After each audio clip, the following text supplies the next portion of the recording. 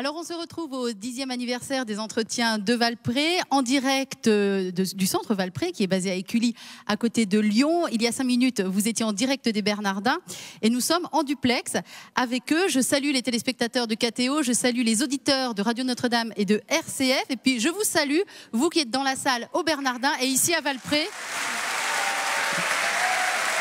Ah, on a un public. Nous avons un public extrêmement réactif.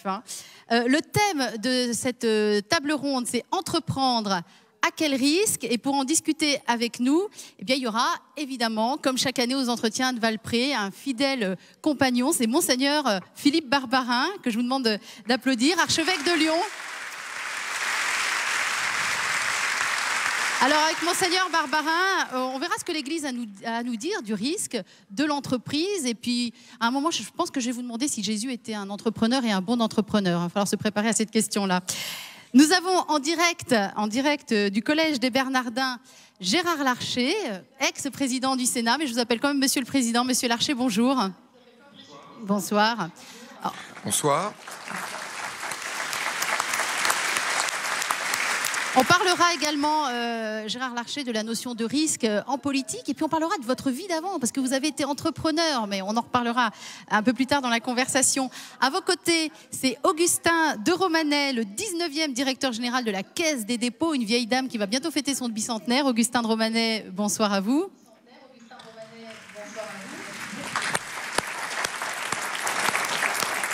Vous m'entendez bien, Augustin de Romanet? Moi, je ne vous ai pas entendu. Bonjour, bonsoir. Il est avec nous également. Et alors, nous avons ici en plateau à Écully, à Valpré, Olivier Ginon. Olivier Ginon, c'est le monsieur événementiel, j'allais dire de Lyon, mais on pourrait aussi bien dire du monde, puisque ça a commencé quand Jean-Paul II est venu en 86 ici à Lyon. Gerland, c'était vous. Les Jeux Olympiques, c'est lui. Et oui, tout un tas de gros événements, le G8, le G20, tout ce qui est énorme à organiser dans le monde, c'est Olivier Ginon. Je vous demande de bien vouloir l'accueillir.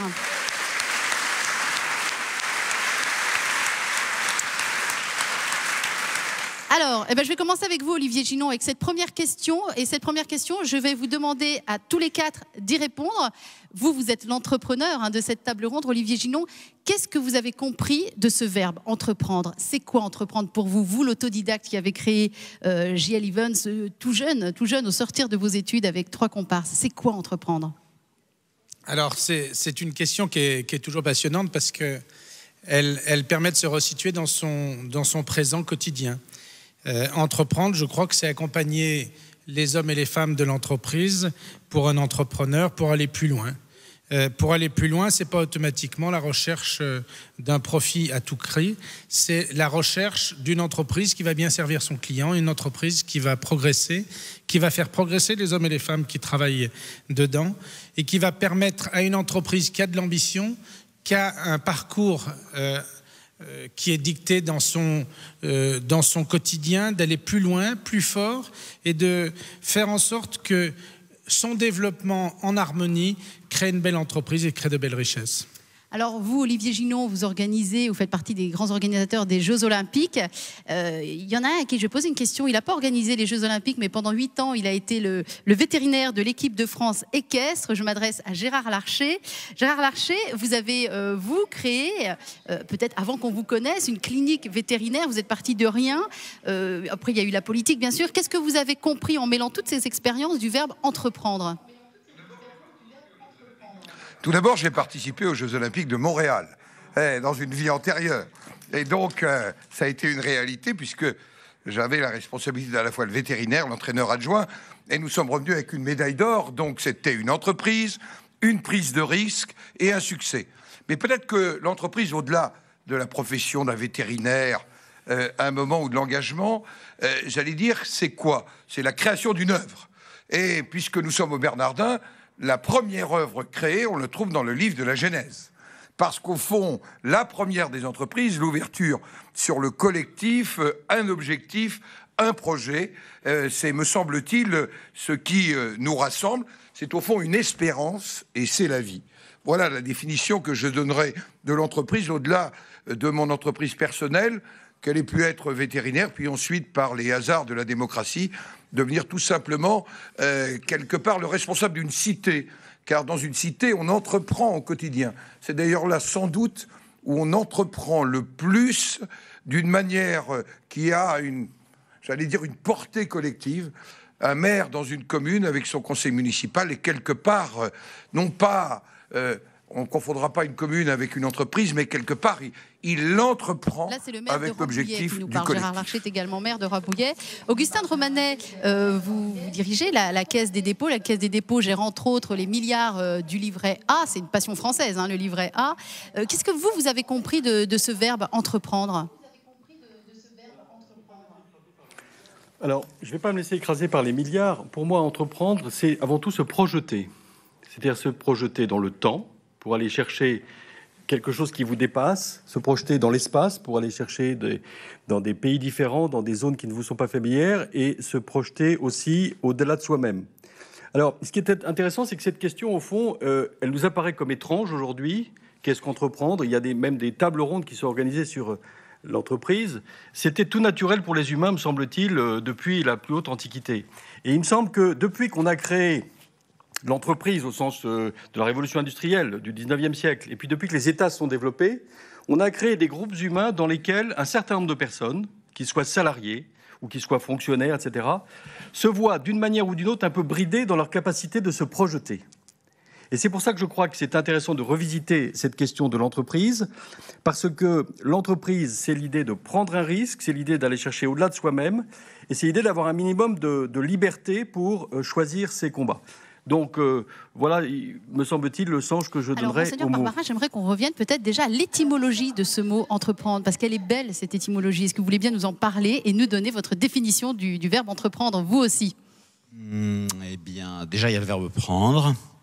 Vous voyez, dans le titre, vous nous avez donné entreprendre et à quel risque. Et prendre et risque, ça va bien ensemble, prendre des risques.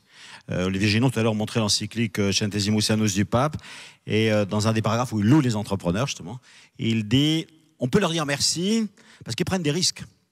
Et ils s'engagent totalement dans leur personne, dans leurs biens, pour le bien de la société, pour créer des emplois, pour produire des quantités de choses, pour renouveler un espace social, culturel, etc. etc.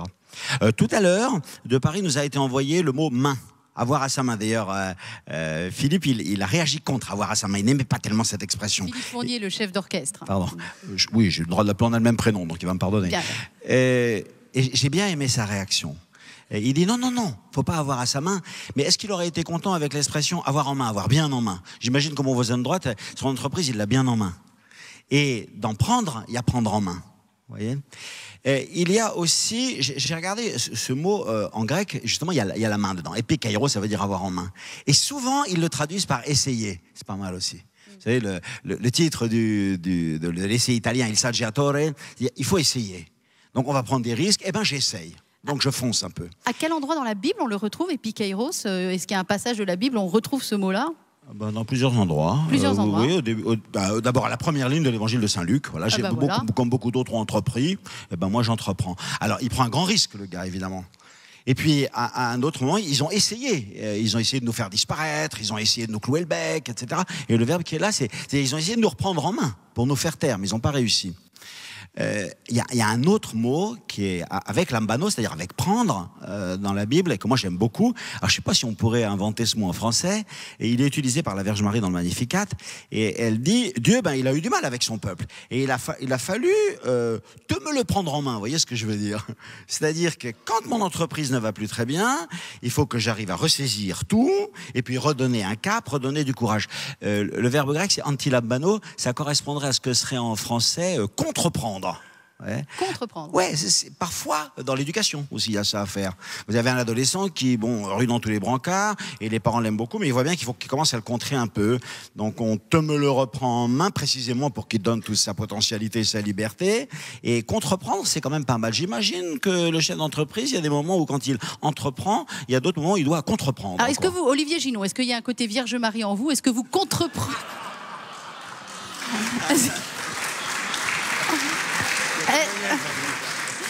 Est-ce que vous contreprenez parfois dans le cadre de votre entreprise JL Evans? On vous l'avait encore jamais faite, celle-là, je le sais. Surtout venant d'une tulipe. Non, mais c'est un nom de code entre nous, c'est peu importe. Ce que je voudrais surtout dire, c'est que l'entrepreneur, chaque jour, est amené à prendre des décisions qui vont à l'encontre de ce qu'il a peut-être pris ou il aurait pris comme décision, suivant les facteurs endogènes ou exogènes qu'il subit chaque jour. Et lorsque vous parlez d'entreprendre des risques, je crois qu'on est tout à fait dans le sujet dont vient de développer Monseigneur. Il faut absolument qu'on ait une capacité et une exigence très rapide d'intervention dans notre méthodologie d'entreprendre et de gérer nos entreprises. Et lorsqu'on voit aujourd'hui la totalité des risques sur lesquels nous sommes soumis, on parle aujourd'hui bien sûr des risques qui sont endogènes en entreprise, mais ce sont des risques globalement qui sont bien maîtrisés par les entreprises. Parce que lorsque vous voyez aujourd'hui le parcours des entreprises françaises, qu'elles soient moyennes, petites ou grandes, on se rend compte que leur parcours est de qualité, même compte tenu des facteurs risques exogènes que l'on a avec ce qui se passe notamment en Europe ou ce qui s'est passé avec la crise de 2008, avec toutes les crises extérieures que l'on ne maîtrise pas. Et je crois que cette capacité aujourd'hui de l'entrepreneur de se remettre en question en permanence et cette capacité à maîtriser ces risques qui viennent d'où que ce soit, c'est vraiment la force de l'entrepreneuriat. Gérard Larcher, quel risque vous avez envie d'identifier comme un risque majeur dans l'entreprise, quelle que soit l'entreprise, hein, la question est très large. Et Augustin de Romanet, préparez-vous parce que je vous poserai la même question. Le risque, c'est ce qui engage, j'allais dire, sans certitude. Et c'est au fond le contraire de la tiédeur. Et je dois dire que quand on prend un risque dans la vie publique, c'est d'abord parce qu'on assume ses valeurs, y compris quand ces valeurs ne sont pas immédiatement populaires. Et prendre ce risque-là, j'allais dire, c'est essentiel quand on croit à un certain nombre de choses. Encore faut-il l'assumer sans tiédeur, ce risque, mais en même temps... À quel moment vous n'avez pas, vous êtes dit, je ne serai pas tiède sur ce sujet-là et je vais poser un acte, poser une décision. Donnez-nous un exemple. Par exemple, sur la question de la laïcité, il n'y a pas si longtemps, j'ai été en désaccord, tout le monde le sait, avec le président de la République, car de par mon origine, de par ma diversité, de par ma foi personnelle, puisque tout le monde la connaît, j'appartiens à la Réforme, eh bien, je dois dire qu'il m'a semblé que la République laïque, ça avait un sens. J'ai donc pris un risque, y compris politique, de désaccord. De désaccord parce que je crois que cette valeur est essentielle à la République et au vivre ensemble que nous avons évoqué d'ailleurs au cours de la première table ronde. Le second des risques, c'est y compris d'assumer sans aucune amertume la prise de risque et l'échec. Je crois que dans la démocratie, la prise de risque est inhérente à la démocratie. Je viens de le vivre personnellement et je le vis d'une manière positive comme une épreuve qui peut permettre au contraire de repartir et de se ressourcer autour de valeurs. Donc le risque, il peut être quelque part fécondant. En tous les cas, c'est comme ça que je le vis et que je l'assume. Vous êtes applaudi. Sans doute au Bernardin, en tout cas ici à Valpré. Augustin de Romanet, quel est le risque majeur que vous identifiez, vous, pour un entrepreneur, quel qu'il soit ? Je crois que le risque principal, c'est que l'entreprise s'arrête de tourner et donc le moteur soit à l'arrêt. Et si le moteur est à l'arrêt, ça veut dire qu'il n'y a plus de sens dans l'entreprise. Au nom de quoi est-ce qu'on se lève le matin ? Qu'est-ce qui nous conduit à être toujours plus innovants, à rechercher la meilleure qualité, etc. Alors, je cherchais un exemple pendant que Gérard Larcher parlait, et je vais vous prendre un exemple tout récent qui nous a confrontés au risque. Il nous a été demandé par le président de la République française et le président russe d'aller aider la région du Caucase à installer des stations de ski dans des zones très amicales, pour résumer, entre l'Arménie et la Tchétchénie. Je vois au rire que déjà la notion du risque est présente parce que ce sont des zones dans lesquelles il y a un peu de terrorisme, mais ce sont parmi les zones les plus belles du monde. Vous avez notamment le mont Elbrus avec les plus belles pistes de ski du monde. Et beaucoup de mes collaborateurs m'ont dit ça n'a aucun sens d'aller là-bas, il y a des risques, il peut y avoir des attentats, etc. Nous sommes allés sur place. Qu'est-ce que nous avons vu ? Nous avons vu que aller là-bas, ça signifiait projeter le savoir-faire français des stations de sport d'hiver. Et ça signifiait aider les Russes à avoir un triple objectif dans cette région. Développer le tourisme pour créer des emplois, développer l'économie et surtout pacifier une région dans laquelle les gens n'ayant pas d'emploi sont perdus dans des rixes puisqu'il y a à peu près 140 nationalités. Et en gros, cette région du Caucase, aujourd'hui, elle a le choix. Ou elle se développe avec des interlocuteurs qui essaient d'être crédibles, comme les collaborateurs de la Caisse des dépôts qui font de l'ingénierie ou des stations de port d'hiver, ou alors, on va dire pour résumer, parce que c'est plus compliqué que ça, elle tombe dans l'islamisme. Et au fond, depuis que je suis allé dans le Caucase, j'ai entendu des voix de religieux qui nous ont fait savoir « Vous avez un rôle important à jouer, parce que les Russes eux-mêmes sont tentés d'avoir des règlements de compte, parce que les Turcs qui habitent là sont persécutés parce qu'ils avaient servi Hitler, et donc les descendants du stalinisme veulent les écrabouiller. Donc, notre défi pour aller dans le Caucase, il est non seulement de projeter nos entreprises et de créer des emplois, mais il est aussi d'être contributeur modestement à la pacification de ces régions. Alors je vous donne cet exemple parce que je crois qu'à partir du moment où on perd le sens dans une entreprise de ce pourquoi on est fait, et nous, groupe Caisse des dépôts, nous avons un ensemble de missions d'intérêt général, y compris d'aller développer des zones comme celle-là. À ce moment-là, on se replie et je n'ai pas besoin de faire de dessin. Gérard Larcher, comme président du Sénat, vous êtes allé en Afghanistan, un pays où il fait bon passer ses vacances. Il y a aussi un risque finalement dans la vie politique, même si on a tendance à penser que le risque est mineur, on peut risquer sa vie aussi à ce moment-là. Ce risque n'est rien à côté du risque près de nos soldats à qui nous rendions visite à cette époque-là. Et je dois dire que c'est à eux d'abord que s'adresse le risque du quotidien, même si ce jour-là nous avons essuyé un certain nombre de tirs. Mais j'en profite pour dire que le risque, c'est aussi le risque de ces marins de l'île de Bas qui sont volontaires et qui montent dans un bateau de sauvetage quand c'est force 7 ou 8 pour aller rendre tout simplement la vie à d'autres qui sont en train de la perdre. Ça, c'est du vrai risque. Ça, c'est un risque qui mérite d'être reconnu. C'est d'ailleurs un risque où, quand on voit autant de volontaires, on se dit qu'au fond, nous pouvons espérer en demain. Je ne suis pas de ceux qui sont pessimistes, qui pensent que la société se replierait autant que ça sur elle-même. Peut-être... je suis face à un média. Est-ce qu'on ne valorise pas assez ces formidables réussites dans les quartiers difficiles? Jadis, j'ai été le rapporteur de la politique de la ville. Comme président du Sénat, j'ai accueilli Talents des cités. Il y a de formidables réussites dans un certain nombre de quartiers. Quand vous parlez, je vais revenir juste à la guerre. Vous avez été soldat au Liban. Le risque, vous l'avez vécu aussi à ce moment-là sur votre intégrité physique, on va dire.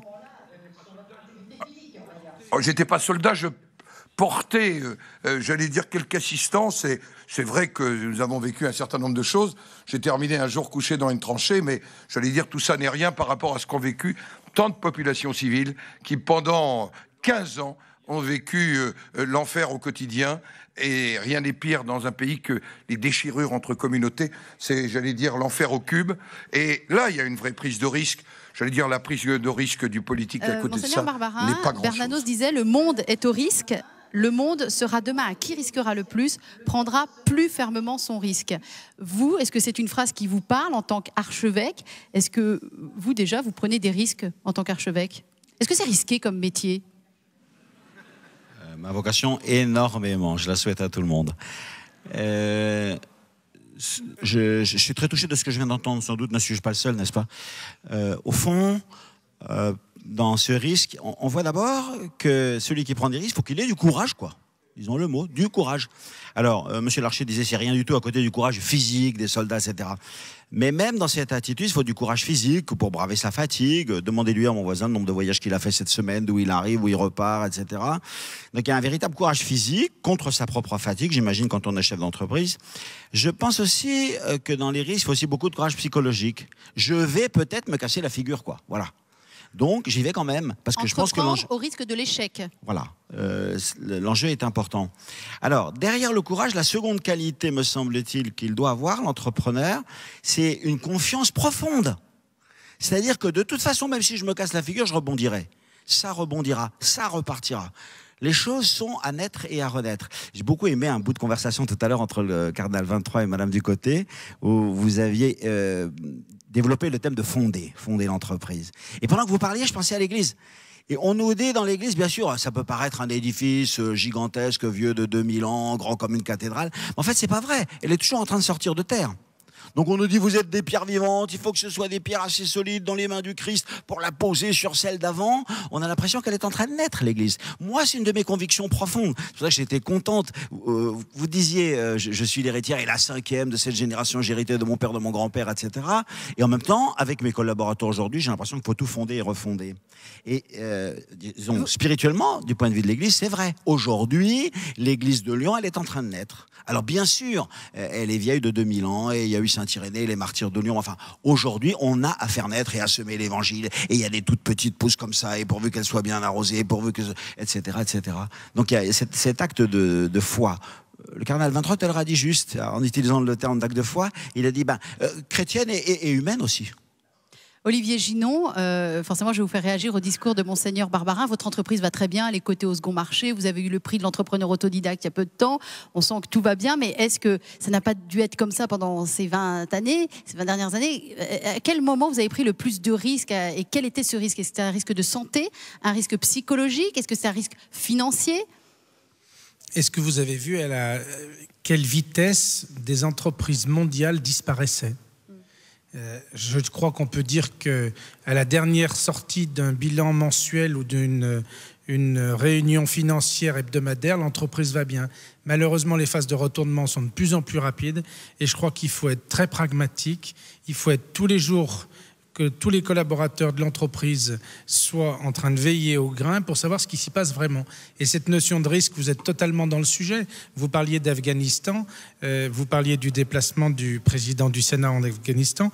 Nous, c'est notre entreprise qui avons construit certains villages de l'armée française en matériel semi-permanent il y a une dizaine d'années. Tout ce que je peux vous dire, c'est que les risques, ils sont pris par toutes les entreprises pour aller encore plus loin et il n'y a pas de réussite devant sa porte aujourd'hui. Donc des risques supplémentaires pour aller chercher des contrats. Lorsque vous regardez la Coupe du Monde de rugby, on a construit une tribune à Eden Park de 30 mètres de haut, de 12 000 personnes. Et si vous voulez, la remise en cause permanente de l'entreprise, de ses collaborateurs, aller chercher plus loin, et c'est vraiment un pari. On a annoncé qu'en 82 jours, on avait construit un stade à Lyon pour le rugby, et je vous invite à tous aller le visiter. Eh bien, tout ça, ce sont des risques supplémentaires qui sont faits chaque jour dans l'entreprise pour aller plus loin. Et je crois qu'il n'y a pas de fait acquis. Il faut être simple dans sa tête. Chaque jour, on peut être remis en cause. Et l'entreprise, elle est là pour réagir, mais il faut de la force pour réagir. Je voudrais vous faire réagir les uns et les autres au sondage qui a été réalisé par l'Institut Innov Research dans le cadre des entretiens de Valpré. Ce sera Augustin de Romanet qui réagira le premier. À la question « Quelles sont selon vous les principales difficultés rencontrées par un entrepreneur ?» 44% des sondés ont répondu en première réponse le risque financier. Et au total, ce sont quand même 69% qui ont cité ce risque financier. À la question « Quelles sont selon vous les qualités qu'il faut avoir avant tout pour être entrepreneur ?» Moi, je m'attendais à de la créativité, à du dynamisme, mais pas du tout. 33% répondent en premier « être bon gestionnaire ». Et 60% au total l'ont cité. Et dernière question qui m'a intéressée particulièrement pour cette table ronde. Troisième question, pour chacun des points suivants, direz-vous qu'un entrepreneur prend des risques très importants, assez importants ou peu importants? Eh bien, ils ont été 47% à répondre très important sur sa situation financière, assez important sur sa vie familiale, peu important sur sa santé. Alors, Augustin de Romanet, vous découvrez peut-être ces chiffres, il va falloir faire l'analyse très très vite. Qu'est-ce que vous avez envie de nous dire par rapport à ce sondage? Vous êtes surpris ou vous trouvez ça finalement assez raccord à ce que vous savez de la situation?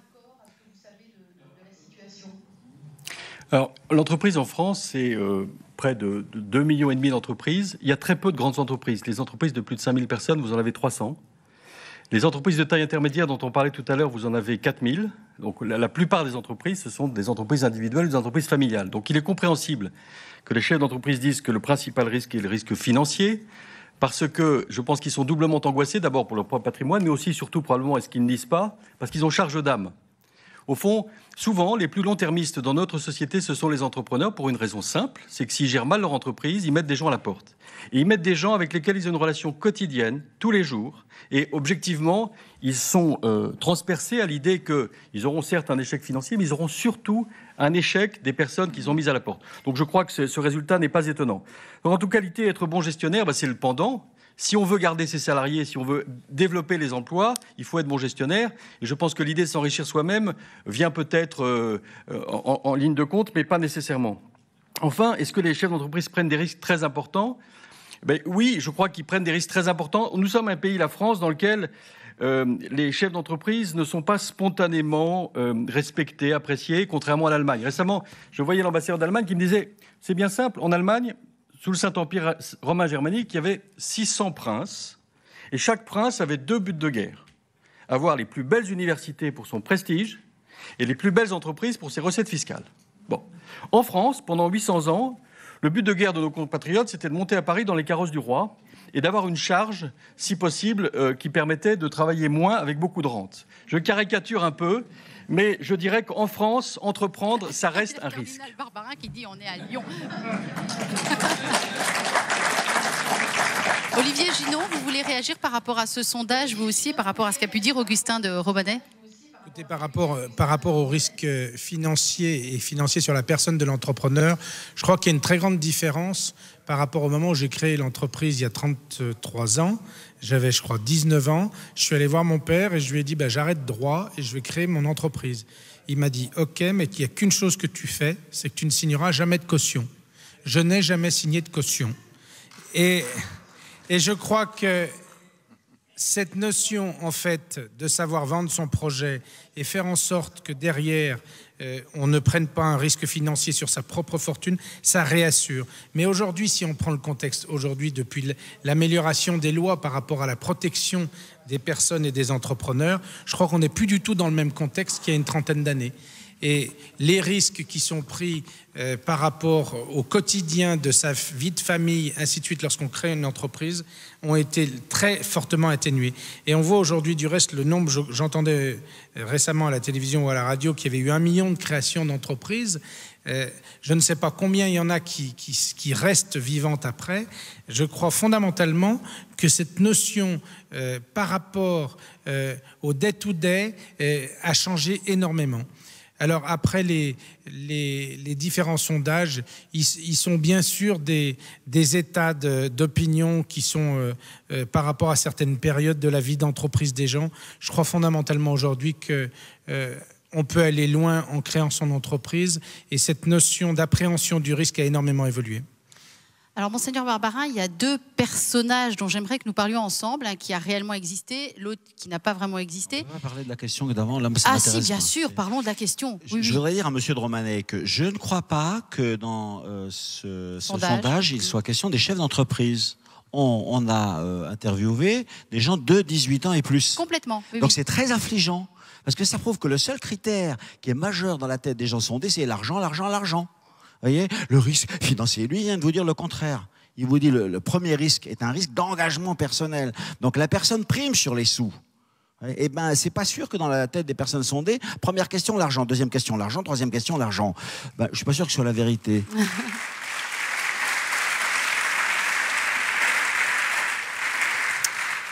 Dans la table ronde avec Monseigneur 23, et animée par Éric Revel tout à l'heure, il a été question de Jésus entrepreneur. Et j'avoue que j'ai noté ça sur un coin de mon papier en me disant il faudra que je demande à Monseigneur Barbarin, est-ce qu'on peut parler de Jésus entrepreneur ? Au sens profond du terme, oui, bien sûr. Ouais, tout ce qu'il a essayé, tout ce qu'il a tenté. Vous voyez, vous connaissez dans Victor Hugo là, le chapitre des Misérables où il y a tempête sous un crâne. Et alors souvent, moi je vois Jésus quand il a 25-30 ans et qu'il est dans l'entreprise de son papa à Nazareth, tout ça, etc., et qu'il voit quelle est la vie des gens et qu'il dit mais comment je vais faire pour leur parler du royaume des cieux, quoi ? Comment je vais réussir à trouver une sortie pour leur dire que je vais avancer vers la passion et vers la résurrection alors qu'eux, ils s'intéressent à manger ce soir, à mon petit week-end tranquille, à ceci, à cela. Et alors, je pense, ouais, c'est ce qu'il vient de nous raconter. Il dit, moi, à 18 ans, je suis allé voir mon père, j'ai dit, le droit, c'est fini, je vais faire ça. Bon. Et il a dû mijoter ça quand même quand il avait 17, 18 et 19 ans, ça devait bouillonner là-dedans. Et c'est pour ça que je trouve que c'est pas si mal aussi de dire qu'au moment où le Christ se lance dans sa vie publique, il sait ce qui va lui en coûter, il sait le risque qu'il prend. Ouais. Et il l'annonce d'ailleurs. Mais il dit rien ne m'arrêtera. J'aimerai jusqu'au bout, j'irai dans la logique de cet amour jusqu'au bout, jusqu'à l'extrême, peut-être jusqu'à la folie. Et puis il l'a essayé. Vous voyez. Et c'est pour ça que j'aime bien la traduction du verbe entreprendre par essayer. Un peu comme quand on tente une sortie, quoi. Alors, en face de lui, il a un bloc de béton. Ça s'appelle la mort, quoi. On n'a jamais vu personne percer une brèche là-dedans. Donc, je vais entreprendre, je vais essayer. Boum, il part. Et comme c'est avec la force de Dieu qu'il a cogné contre cette muraille de béton, enfin, pour la première fois dans l'histoire de l'humanité, il a percé une brèche. Ça s'appelle la résurrection, Emmanuel.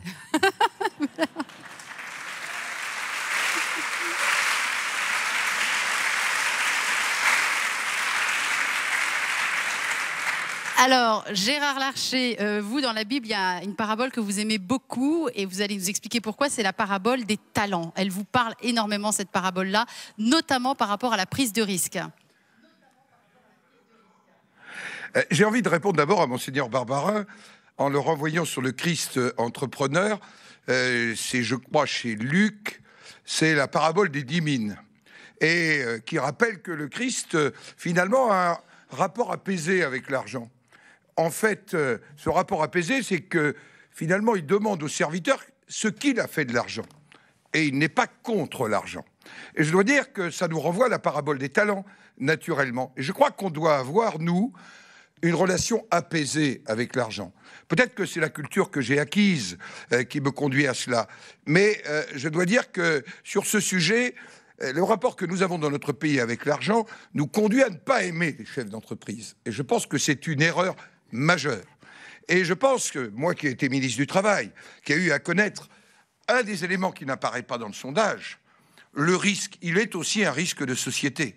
Je me suis trouvé devant des très nombreux plans de sauvegarde pour l'emploi. Et quand on est face à ce risque-là, croyez-moi, la théorie du bouc émissaire sur le chef d'entreprise est une théorie un peu courte.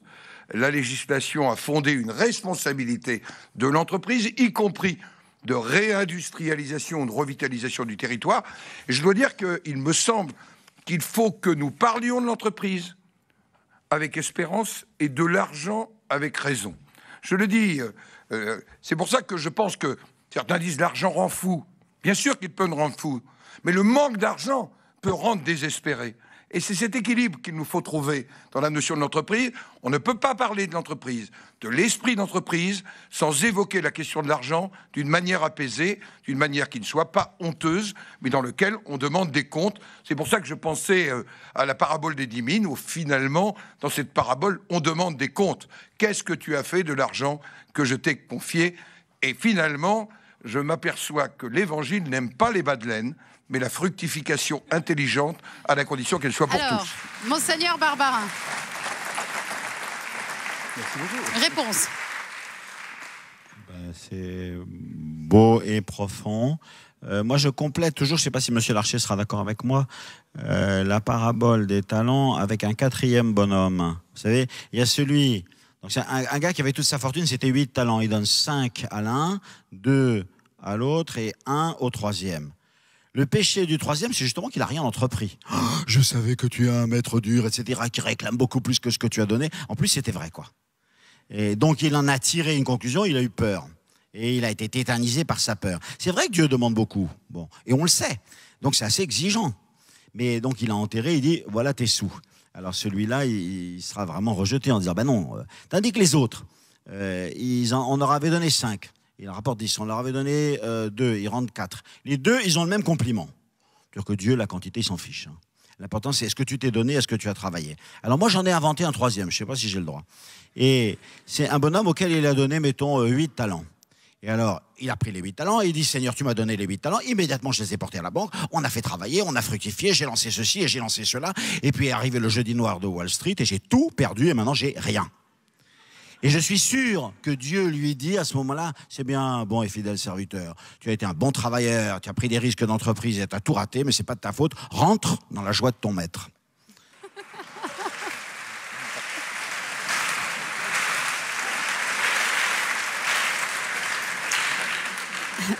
Augustin de Romanet, puisqu'on parle d'argent, quel rapport vous avez à l'argent, vous, alors sur un plan personnel?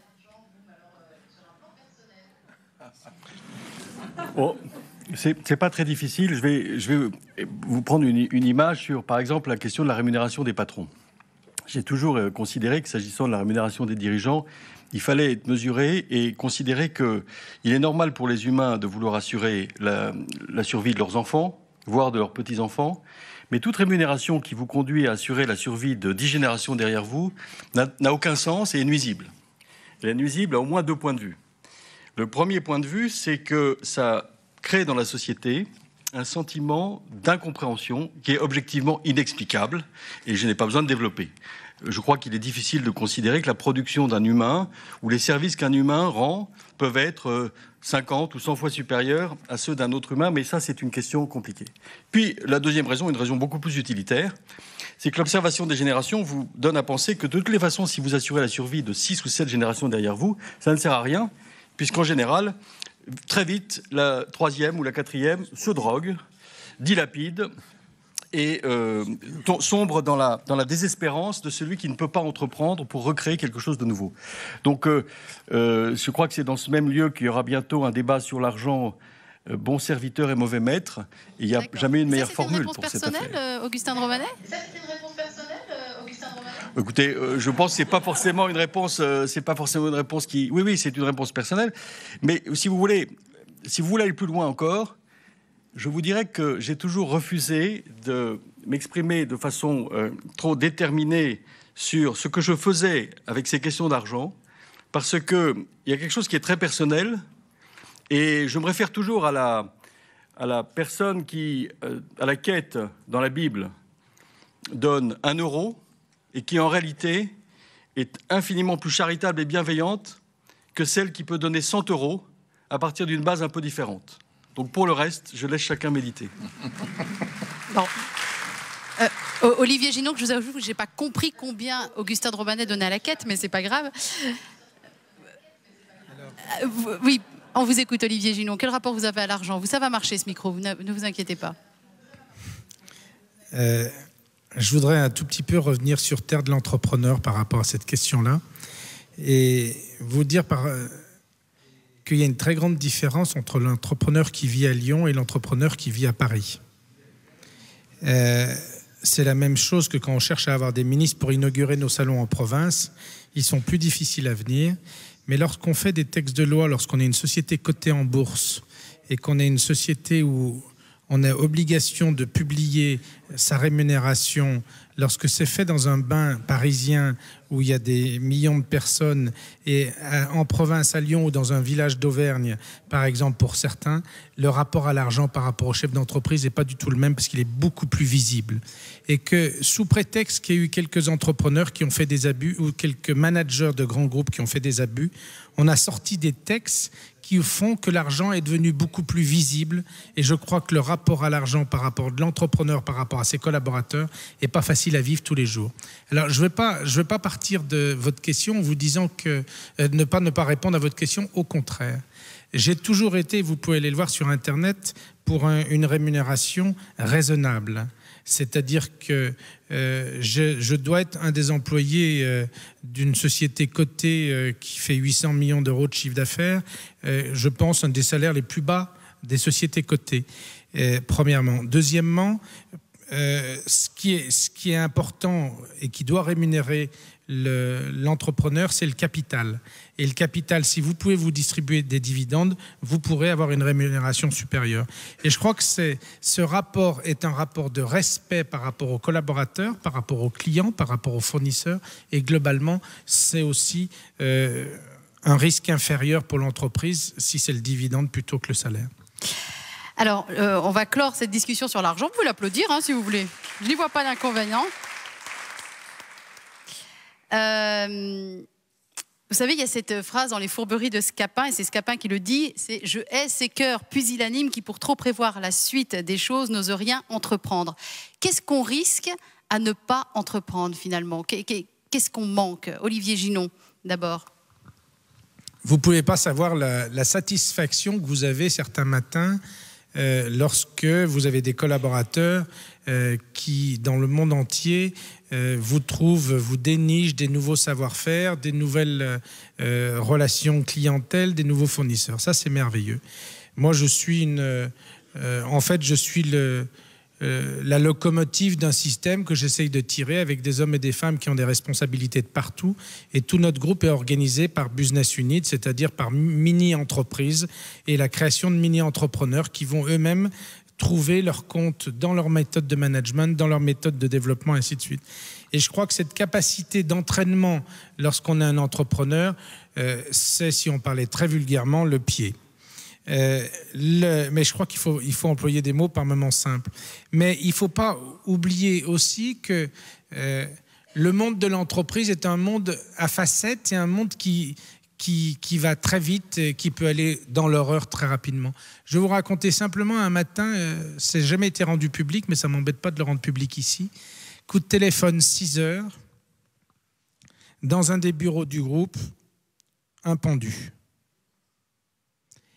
Eh bien, je vais vous dire, je me suis mis la tête sur le bord de mon lit et je me suis dit, l'entrepreneur, c'est aussi d'être fort face à ces risques d'entreprise qui peuvent arriver à tout le monde.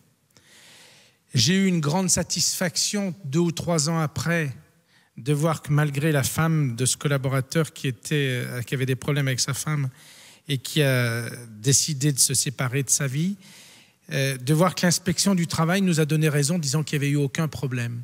Mais quand vous vous retrouvez sur un site d'une entreprise où à 7h30 le matin, vous recevez les 600 salariés et qu'il faut trouver les mots justes et que pendant plusieurs jours, vous allez leur dire ce qui s'est passé, eh bien, je vous promets qu'on se rend compte ce que c'est que d'entrepreneur et des satisfactions d'entrepreneur sur là. Merci d'avoir partagé ça avec nous.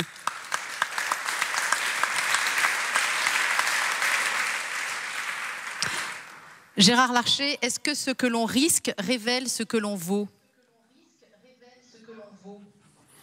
Je ne sais pas, mais en tous les cas, ça vous révèle parfois votre vérité.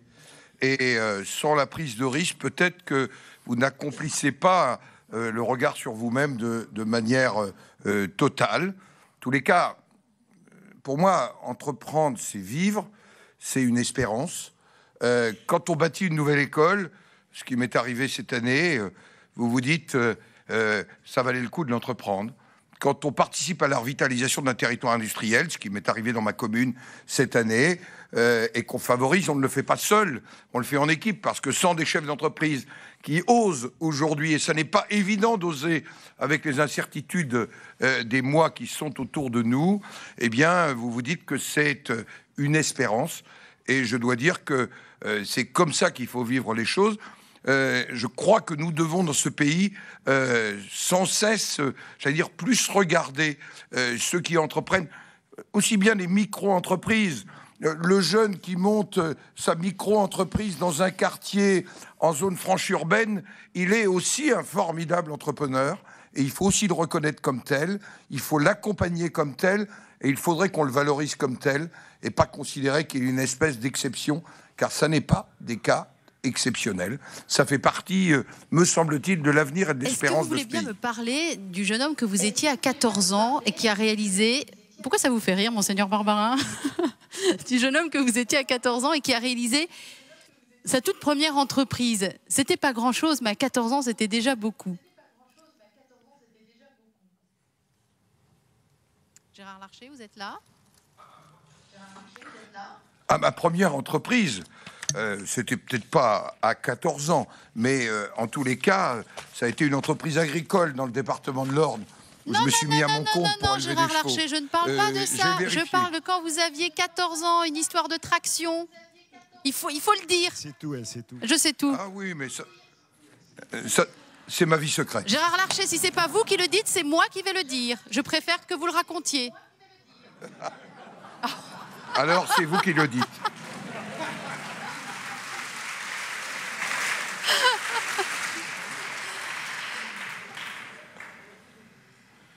Monsieur a été acheté une traction très peu chère qu'il a revendue 10, 50 fois son prix, je ne sais plus. C'était sa première tractation. C'était dans un pré que ça se passait.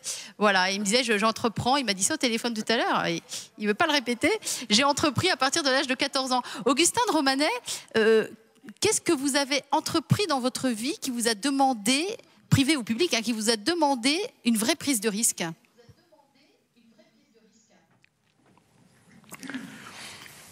C'est compliqué parce que les plus grandes prises de risque sont celles dans lesquelles vous vous mettez en jeu personnellement et dans lesquelles, d'une manière ou d'une autre, vous pouvez mettre votre situation professionnelle en jeu. Donc, je serai évidemment discret sur ces situations que j'ai été amené à connaître, qui sont des vraies prises de risque. Le jour où vous expliquez que ça se fera comme vous le voulez ou ça se fera sans vous, vous sautez vraiment en parachute et objectivement, le drame, c'est que vous avez une certaine ivresse de ce saut en parachute et qu'il ne faut pas le renouveler trop souvent. Non, la prise de risque, en réalité, c'est quand vous quittez la fonction publique pour être dans une entreprise dont vous ne connaissez pas le début du commencement des métiers et que vous allez rechercher des nouveaux défis. Figurez-vous que lorsqu'en 97, j'ai quitté la fonction publique une première fois, j'avais le sentiment que quoi que je fasse, ça serait pareil. Si j'avais des très bons résultats, mes chefs seraient contents. Et si j'avais des très mauvais résultats, mes chefs n'en sauraient rien. Si les questions étaient très dures, j'avais des très bons adjoints, ingénieurs des mines, des ponts, tout ce que vous voulez. Et si les questions devenaient très sensibles, c'était le ministre qui s'en occupait. Donc je suis allé voir mon chef, je lui ai expliqué ça. Il m'a dit « Oui, Augustin, tu as raison. Tu as raison, c'est vrai que dès qu'un problème est compliqué, on fait une note pour le ministre et on ouvre le parapluie. » Donc je suis parti dans le privé et j'ai fait un métier que je ne connaissais pas. Et à plusieurs reprises, je crois que l'idée de se mettre en cause est importante. Mais plus sérieusement, la prise de risque, pour moi, elle existe dans l'entreprise quand vous faites confiance à autrui. Parce que je crois profondément que dans la vie de l'entreprise, le vrai pouvoir, c'est pas de l'exercer soi-même, c'est de le donner à autrui. Et c'est évidemment de contrôler ce qui se passe, mais de faire confiance. Et je citerai un exemple d'une prise de risque que nous avons vécue dans le groupe Caisse des dépôts, qui a été une prise de risque formidable. J'avais un chef d'entreprise qui avait une entreprise d'ingénieurs, il avait 10 000 ingénieurs, il voulait se développer. Et j'ai compris qu'il ne pourrait se développer qu'en achetant d'autres entreprises dans lesquelles il y avait un actionnariat salarié très développé.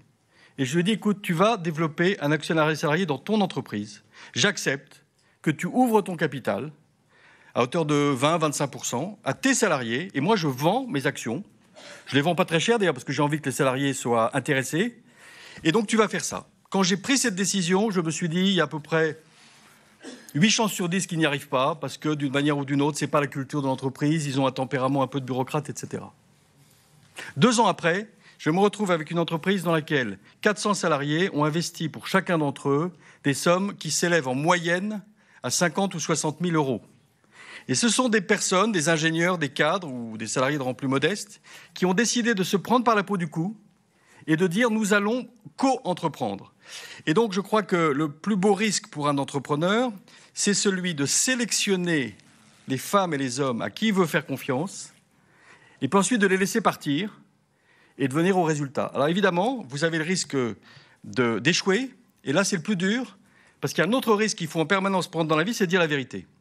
Parce que prendre le risque de faire confiance à des gens, ça signifie que vous prenez aussi le risque d'avoir le devoir de leur dire au bout d'un certain temps, ça ne va pas, tu ne fais pas l'affaire, je me sépare de toi. Et c'est une des difficultés les plus grandes qu'on a, me semble-t-il, dans les grandes organisations, la fonction publique par exemple, c'est qu'on n'est jamais capable de dire aux gens ce qui ne va pas, jamais capable de les remettre en cause, parce qu'au fond, quand on les remet en cause eux, on se remet un peu en cause soi aussi, parce qu'on n'a pas été capable de les hisser au niveau où on devait les hisser. Donc vous voyez, les risques d'entreprise, en réalité, il y en a tous les matins, et c'est un bonheur, lorsqu'on a une grande entreprise, de vivre assez dangereusement, fréquemment. Alors, dernière question. On s'achemine déjà vers la fin de cette discussion. Dernière question, ce sera la même question pour tous. Je vais vous demander d'y répondre de manière assez synthétique. Je voudrais savoir, pour les uns et les autres, quel est le prochain risque que vous allez prendre, quelle est la prochaine entreprise que vous allez mener demain, après-demain. Je vais peut-être commencer avec vous, Gérard Larcher. Votre prochain risque, c'est quoi ? D'abord, dans la vie politique, c'est tous les jours de prendre des risques. D'abord, dans des décisions quotidiennes qu'on prend, je les évoquais comme élu. Mais je crois que le risque que nous devons prendre, c'est d'essayer de répondre à cette question d'angoisse de la société qui est devant nous. Je l'ai entendu au cours des mois que je viens de vivre, ces interrogations qui, même au travers des élus locaux, traduisent bien les interrogations des citoyens. Quelle société demain? Quel modèle social demain? Quel monde qui n'a plus de limites? Quel regard on porte sur la mondialisation? Quelle équité dans notre société? L'angoisse et la peur de l'autre, parce que le sujet n'est pas aussi simple sur la question des migrations, et donc la tentation du repli sur soi. Prendre ce risque, c'est dire attention, le repli sur soi, il est mortifère. mais en même temps, l'angélisme, il ne conduit pas non plus à résoudre, j'allais dire, les questions que se pose la société. Et donc la prise de risque, c'est d'essayer de trouver un chemin de vérité, et ce chemin de vérité, de le faire partager avec ses propres interrogations, ses propres doutes, mais j'ai, je crois, la responsabilité de l'homme public et politique. J'allais dire, on doit dire la vérité sans angoisser. C'est ce que je disais à un journal économique il y a quelques semaines. C'est, me semble-t-il, la prise de risque qu'on doit prendre. Et face à ce risque, j'allais dire le risque numéro 1, c'est le repli, la démagogie, le populisme. C'est en tous les cas la démarche contraire qui me paraît la plus intéressante si on veut demain entreprendre et donner un avenir à notre société. Merci beaucoup. Olivier Ginon, même question. Quel risque vous allez prendre, vous, demain? Écoutez, je vais essayer de continuer à faire croître notre entreprise. On a eu 27% de croissance l'année dernière, 8% cette année, et j'espère bien être supérieur à 15% dans les années futures par année, avec notamment un très gros projet, par exemple, au Brésil. Je suis un petit peu plus terrain, je m'excuse de... Et on va investir 80 millions d'euros au Brésil en construisant un hôtel de 300 chambres, parce qu'on a la chance d'avoir vu avec la bonne stratégie de développement, puisque la Coupe du Monde de football et les Jeux Olympiques se passeront au Brésil et notamment chez nous. Donc on va faire un très gros développement au Brésil et on va investir très fortement au Brésil. Merci. Augustin de Romanet, vraiment de manière très très courte, quel risque allez-vous prendre demain? Alors, le risque de l'entreprise, c'est d'innover, c'est-à-dire de faire des produits nouveaux dont vous ne savez pas s'ils seront utiles. Alors, je vais vous donner un exemple que j'ai eu dans une conversation ce matin. Quelqu'un m'expliquait, par exemple, la faculté que nous pourrions avoir dans le groupe Caisse des dépôts de promouvoir un modèle dans lequel vous logez dans la même maison des personnes dépendantes et des personnes au RSA. Qu'est-ce que vous faites? Vous mettez les personnes dépendantes au rez-de-chaussée, les personnes qui ont le RSA au premier étage, et vous rémunérez ces personnes qui sont au RSA pour accompagner les personnes dépendantes, pour les aider dans les actes de la vie quotidienne, pour leur faire leurs courses, etc. Et vous avez une triple richesse. Vous avez les richesses des personnes qui habitent au rez-de-chaussée, qui sont dépendantes et accompagnées. Vous avez les personnes qui sont au RSA, qui ont une raison de vivre, à qui on donne un contrat. Et puis vous avez les enfants de ces personnes au RSA qui peuvent être gardés par les personnes âgées, dépendantes, etc., etc. Une espèce d'innovation sociale qui doit nous conduire à penser que, quoi qu'il arrive, à partir de rien, c'est-à-dire un minimum d'idées qui mettent en relation les gens, on peut créer de la richesse. Et puis, Monseigneur Barbarin, on terminera avec vous. Quel est le risque que vous allez prendre demain? Je vais d'abord dire merci à Emmanuelle parce qu'elle pose des questions toniques et elle termine par l'aspect le plus tonique. C'est vrai que si on prend pas de risque, on s'ennuie, tout le monde va s'ennuyer. C'est une responsabilité par rapport à notre propre vie et aussi par rapport au futur. On parle tout le temps d'écologie, par exemple, maintenir la planète, garder, etc. Mais oikos, écologie, c'est la maison. Et la maison qui est la famille humaine, eh ben, on a quelque chose à lui transmettre. Et donc nous, si nous sentons en nous ce punch, c'est parce que d'autres nous en ont montré l'exemple. Et donc nous, si nous prenons des risques, en fait, nous transmettons à la génération suivante une humanité qui a sa force intérieure, qui a son punch et qui a sa lumière. C'est pour ça que j'étais très content d'entendre chacun parler à sa manière. Et je pense que là, c'est une très très large écologie humaine. Moi, depuis que je suis prêtre, j'ai l'impression que je me suis jeté dans le feu, quoi. Voilà. En fait, c'est le genre de vocation où, boum, t'as tout perdu. Alors, dès le début de la Bible, on nous dit que c'est un feu qui brûle, mais qui ne consume pas, heureusement. Donc, on n'est pas détruit. Mais enfin, c'est vrai que c'est assez brûlant et fatigant. Et à l'intérieur du diocèse de Lyon, j'ai cette phrase de Jésus qui est dans l'Évangile, quand il vient d'expliquer qu'est-ce que c'est qu'un serviteur, le vrai serviteur, celui qu'on trouvera avec la tenue de serviteur, il prend comme conclusion cette phrase, je suis venu allumer le feu sur la terre. Et comme je voudrais qu'il brûle, et ben c'est ça que je voudrais faire passer à mon diocèse. Donc une grande échéance dans mon diocèse prochaine, c'est mon prochain risque, certains le savent déjà bien, c'est que je voudrais faire un grand rassemblement diocésain le 14 octobre 2012 et dire à toute l'église de Lyon, tu sais, ton plus bel habit, c'est l'habit d'une servante, parce que le plus beau titre du Christ, c'est qu'il est un serviteur, et donc toi, l'église de Lyon, tu dois devenir une servante de l'humanité contemporaine. Eh ben merci à vous quatre d'avoir...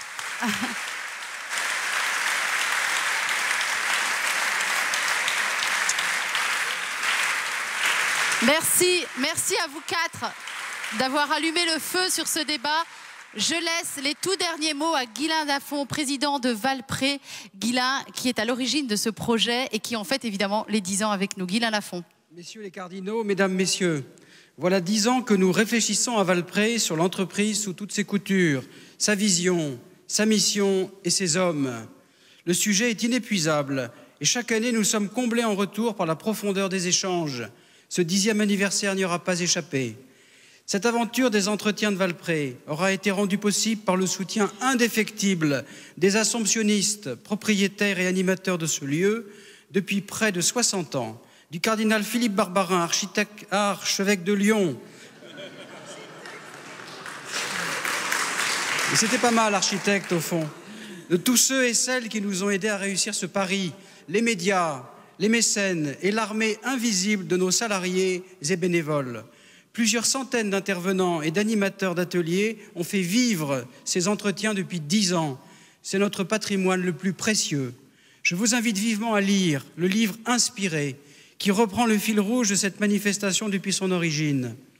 Pour fêter cet anniversaire, nous avons demandé au Collège des Bernardins de nous rejoindre, car nous partageons la même raison d'être, mettre l'homme à l'image de Dieu au centre de tout.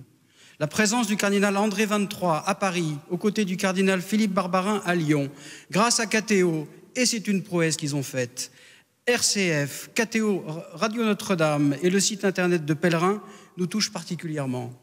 Nous pensons que la voix de l'Église est attendue, même si elle n'est pas toujours entendue. Sa parole peut être à la fois dérangeante, mais aussi rassurante et structurante. Les entreprises, mais pas seulement elles, sont confrontées à des défis permanents qui donnent souvent le tournis. Seul le recul et la distance, dans une vision toujours renouvelée de leur mission et du cap à atteindre, permettront aux dirigeants et à leurs collaborateurs de rejoindre la destination prévue dans une mer plus que souvent agitée. Nous sommes convaincus que l'Église catholique peut aider nos contemporains à faciliter leur navigation. À l'année prochaine, le 2 octobre 2012, pour la 11e édition des Entretiens de Valpré. Merci. Merci beaucoup et on termine sur ces mots. Et bon anniversaire Valpré. Merci.